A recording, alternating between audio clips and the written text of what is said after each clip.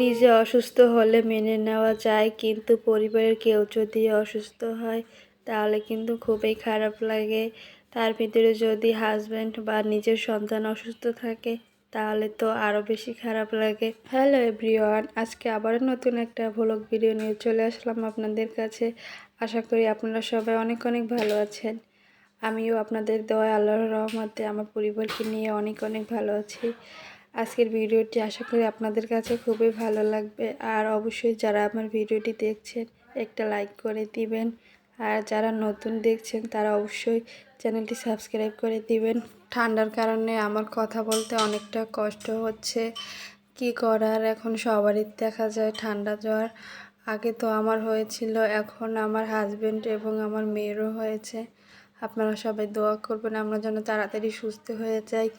এই দিনে ঠান্ডা লাগলে খুবই কষ্ট হয়, সহজে ভালো হতে চায় না। আমার অবস্থা তো খুবই খারাপ। যাই হোক, অনেক কথা বলে ফেললাম। আজকে কিন্তু ভিডিওটা আমি দুপুর থেকেই শুরু করেছি।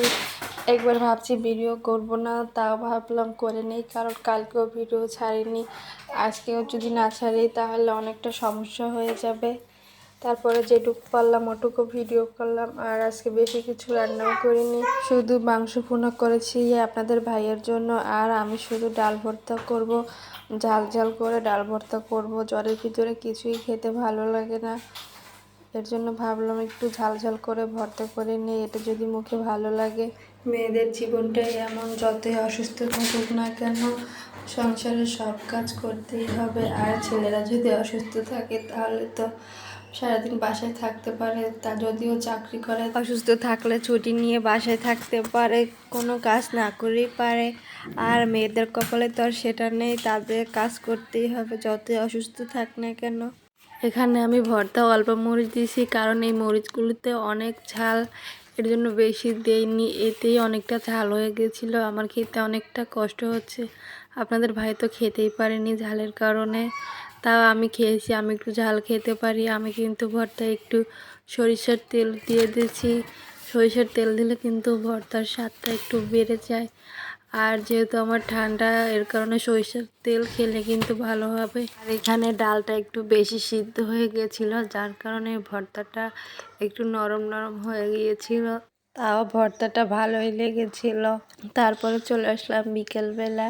বিকেলবেলা আপনাদের ভাইয়া একটু বাইরে গিয়েছিল, সেখান থেকে কিছু ডেরাই কেক নিয়ে আসলো। আর আমার মেয়ে তো দেখেন একদম অনেক অনেক বড় হয়ে গেছে মাশাআল্লাহ। এখন আমার মেয়ে আমার অনেক কাজ করে দিতে পারে। আমি এখানে বিস্কিটগুলি রাখবো দেখে এখানে বসেছিলাম, কিন্তু আমার মেয়ে সে নিজে টেনে নিয়ে গেল, সে রাখবে। মাশাআল্লাহ ভালোই একটা একটা করে রেখে দিল। বারবার পড়ে যাচ্ছিল, তাও আমাকে দিবে না, ও নিজেই রাখবে। এরকম চেষ্টা করতে করতে একদিন সব কিছু পেরে যাবে আমার সোনামণিটা। আমরা তো এরকম ওর মতো একসময় ছিলাম, এখন মাশাআল্লাহ কত বড় হয়ে গেছি, মা হয়ে গেছি। মেয়েরা কিন্তু এমনই, ছোট থেকেই কাজের উপরে আকর্ষণ থাকে। যখন মায়েরা রান্না করে তখন দেখবেন মেয়ে বাচ্চারা কিন্তু মায়ের কাছে গিয়ে বসে থাকে রান্না করা দেখে, ওটাই কিন্তু ওরা দেখে দেখে শিখে। আর ছেলে বাচ্চারা কিন্তু কমে যায় রান্নাঘরে, ওরা কিন্তু আবার ছেলেদের যেসব কাজ ওগুলোর প্রতি বেশি আকর্ষণ থাকে ওদের। আর আপনারা কিন্তু দেখতেই পাচ্ছেন আমার মেয়ের চুলগুলো কিন্তু অনেকটা বড় হয়ে গেছে, কিন্তু ও একদমই কাটতে দেয় না। ওর বাবা কিন্তু সেলুনে নিয়ে গিয়েছিল, সেখানে গিয়ে তো পুরো দমে কান্না শুরু করেছে। শুধু একবার একটু কেটেছিল, চুল কাটা তো এতটা সহজ না, যদি একটু ভুল হয়ে যায় তাহলে আমার মেয়েকে একদম বোকা বোকা লাগবে। এই জন্য আমি ওর বাবাকে কাটতে দেইনি। যাই হোক, এখন কিন্তু রাত হয়ে গেছে, আমার মেয়ের জন্য একটু সাবুদানা রান্না করলাম। এটা কিন্তু অনেকটা পাতলা দেখাচ্ছে, এতটা পাতলা কিন্তু থাকবে না, একটু ঠান্ডা হয়ে গেলে কিন্তু অনেকটা ঘন হয়ে যাবে। আর আমার মেয়ে বেশি ঘন হলে খেতে পারবে না, এর জন্য এখন একটু পাতলা করে রেখেছি। এই যে দেখেন ঠান্ডা হয়ে গেছে, এখন কিন্তু অনেকটা ঘন হয়ে গেছে। আজকে এ পর্যন্তই, সবাই ভালো থাকবেন, সুস্থ থাকবেন, আল্লাহ হাফেজ।